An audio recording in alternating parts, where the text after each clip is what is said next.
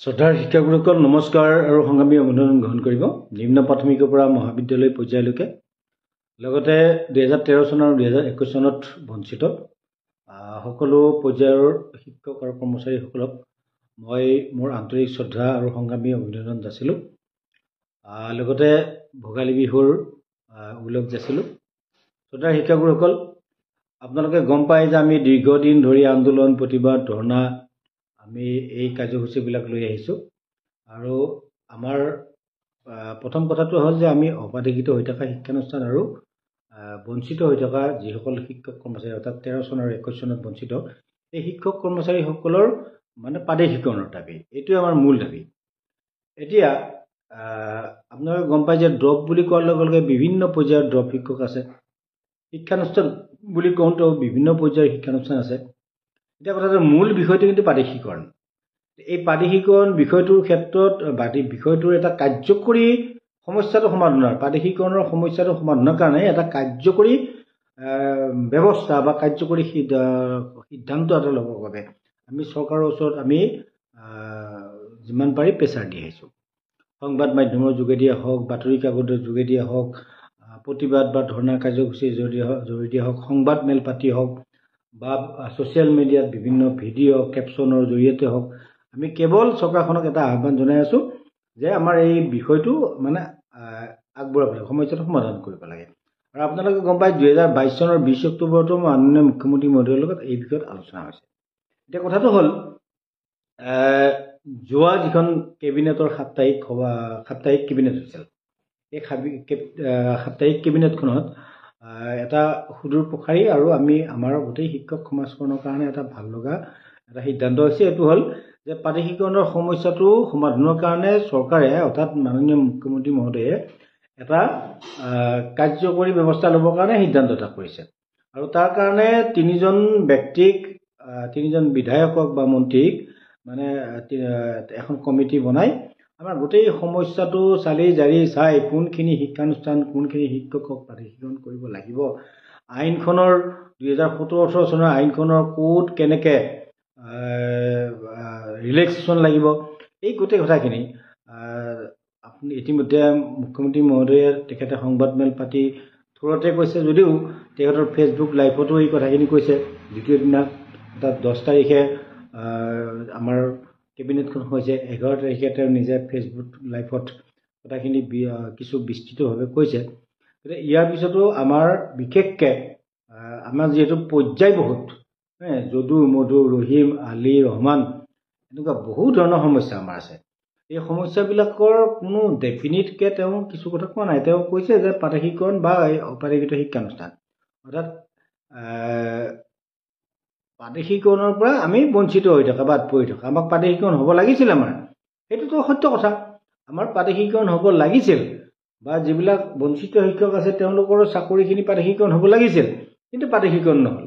সেই কথাখিনিকে কৈছে। আৰু যি প্ৰকাৰেদিও যেনেধৰণে ক'লেও আমি এটা অৱকাশ পাইছোঁ যে তেওঁ এখন কমিটি বনাই দিছে, এই কমিটিখনৰ লগত আমাৰ লগত এটা আলোচনা হ'বই লাগিব। আপোনালোকে নাভাবিব যে জয়ন্ত মল্ল বৰুৱাই বা কেশৱ মহন্তই তেখেতৰ নিজৰ ঘৰৰ মানুহবিলাকৰ লগত আলোচনা কৰি এখন প্ৰতিবেদন মুখ্যমন্ত্ৰীক দিব, এই কথাখন নাভাবিব। তেওঁলোকে যিখিনি মানুহে আন্দোলন কৰি আছে, প্ৰতিবাদ কৰি আছে, চৰকাৰৰ ওচৰত ন্যায্য প্ৰাপ্তিৰ কাৰণে দাবী জনাই আহিছে, এই মানুহখিনিৰ লগত আলোচনা কৰিয়ে তেওঁলোকে এটা সিদ্ধান্ত কৰিব, এই প্ৰতিবেদনখন যুগুত কৰিব। অকণমান আমাক ধৈৰ্য আৰু সহ্যৰ দৰকাৰ আছে। এতিয়া আজিৰ যিটো পৰিস্থিতি হৈছে ধেমাজিত মাননীয় শিক্ষামন্ত্ৰী মহোদয়ে তেখেতে বিহু উপলক্ষে ঘৰলৈ গৈছে। মই ইতিমধ্যে কেবিনেটত যিদিনা ৰাতি সিদ্ধান্ত হয় ৰাতিপুৱাই তেখেতৰ লগত মই ফোন যোগে যোগাযোগ কৰিছোঁ আৰু তেখেতে কৈছে যে মই ধেমাজিত আহিছোঁ, এইকেইদিন মই কাৰো লগত মানে কথা নাপাতোঁ, বিহুৰ পিছত আপোনাৰ লগত কথা পাতিম। এতিয়া আমাৰ ধেমাজি জিলাৰ শিক্ষকে হওক বা স্থানীয় 2-এজন শিক্ষকে তেখেতক লগ কৰিছে, বিশেষ ক'বলগীয়া কথা নাই। কিন্তু এই যে বৰপেটাৰ পৰা বিশ্বজিৎ চৰকাৰ গৈছে আৰু যোৱাকালি এখন গুগল মিট হৈছে বিপুল শৰ্মা আৰু নুমান আলীৰ নেতৃত্বত অপ্ৰাদেশিত হাইস্কুল সন্থা নামে তেওঁলোকৰ মিটিংখন মই শুনিছোঁ। মই নিজে মিটিঙত উপস্থিত থাকি শুনিছোঁ। মই কিছু টেকনিকেল কথা জানো কাৰণে মই সেই মিটিংখনত মই উপস্থিত থাকি গোটেই বক্তব্য কাৰ কি বক্তব্য চব শুনিছোঁ। এতিয়া তেওঁলোকেও মানে এনেকুৱা এটা মানে যে ততাতৈয়াকে এটা মানে শিক্ষামন্ত্ৰীক লগ কৰিব লাগে, কেশৱ মহন্তক লগ কৰিব লাগে, জয়ন্ত মল্ল বৰুৱাক লগ কৰিব লাগে। কিয় আপোনালোকে লগ কৰিব? আপোনালোকৰ এই ন্যায্যতাটো আছে জানো আপোনালোকৰ?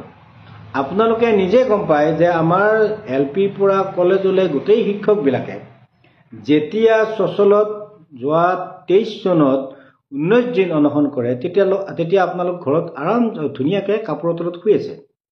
আৰু যোৱাবাৰো আমি এনেকুৱা শীতত মহৰ কামোৰ খাই আমাৰ এই শিক্ষকসকলে 19 দিন অনশন কৰিছে।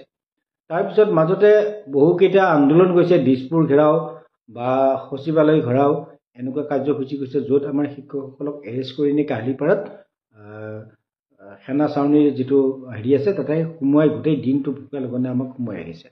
ৰাতি 9টা বজাত এৰিছে। গোটেই শিক্ষকসকলৰ কিমান জীয়াতু ভুগিছে।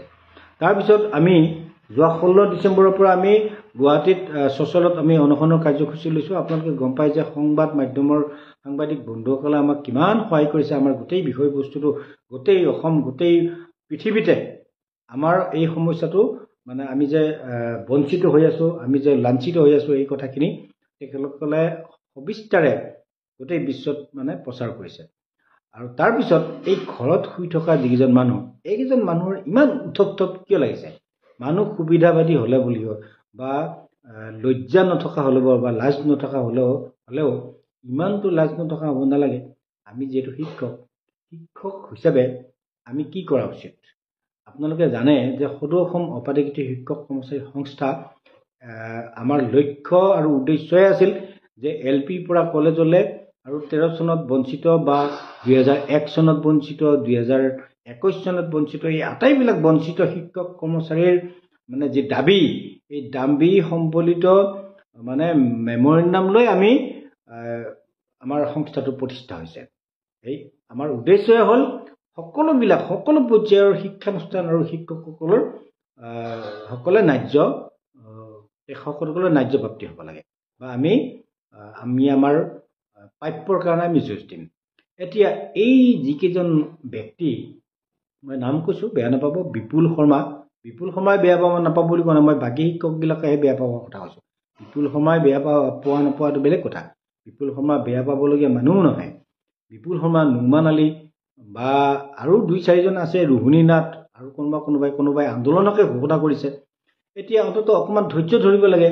যিহেতু চৰকাৰে এখন কমিটি বনাই দিছে, এই কমিটিখনৰ লগত যেতিয়া আলোচনা হ'ব, আমি সংস্থাই যি আলোচনা কৰিম, আপোনালোকে বিশ্বাস ৰাখক, আমাক মাতিব চৰকাৰে, আমাক অফিচিয়েলি মাতি আমাৰ লগত আলোচনা কৰিব। এই আলোচনাত যদি আমি আমাৰ সমস্যাসমূহ, আমাৰ দাবীসমূহ যদি চৰকাৰে মানি নলয়, তেতিয়া আমি যিহেতু সকলোৰে সমস্যা সমাধানৰ কাৰণে আমি একত্ৰিত হৈছোঁ, ইজনে সিজনৰ হাতত ধৰি আমি আগুৱাই যাব বিচাৰিছোঁ, আমি আমাৰ প্ৰাপ্য আমি পাব বিচাৰিছোঁ। গতিকে আমি কাৰোবাক যদি কৰিব নোখোজে চৰকাৰে, আমি তাৰ কাৰণেও সকলোৱে মাত মাতিম। এতিয়া এই যে আপোনপেটীয়া ভাৱৰ একদম স্বাৰ্থপৰ এই মানুহকেইজনে কেৱল নিজৰ স্কুলখনৰ মানে স্বাৰ্থটো সন্মুখত ৰাখি যিসকল ব্যক্তিয়ে আমাৰ শিক্ষকসকলৰ মাজত মানে বেমাজালি সৃষ্টি কৰিছে, আপোনালোকে লক্ষ্য কৰিছেনে? যিসকলে আন্দোলন কৰিছিল, যিসকলে কষ্ট কৰিছে, তেওঁলোক কিন্তু ধুনীয়াকৈ ভদ্ৰভাৱে মানে বহি আছে। হয়তো 2-এজনে আমাক ফোন কৰিছে, ছাৰ আমাৰ বিষয়টো কি হ'ব বা আমাৰ শিক্ষানুষ্ঠান কি হ'ব।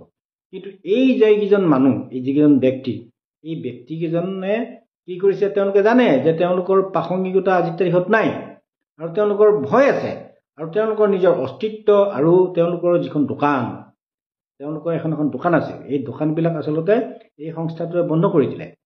বন্ধ কৰাৰ কাৰণে এই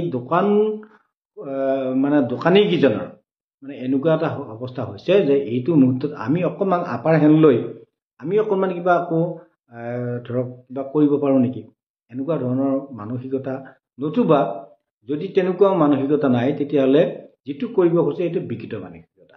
এই বিকৃত মানসিকতাটো পৰিহাৰ কৰি যাতে, মই নিবিচাৰোঁ সন্মান মানুহে পাবলৈ নাই।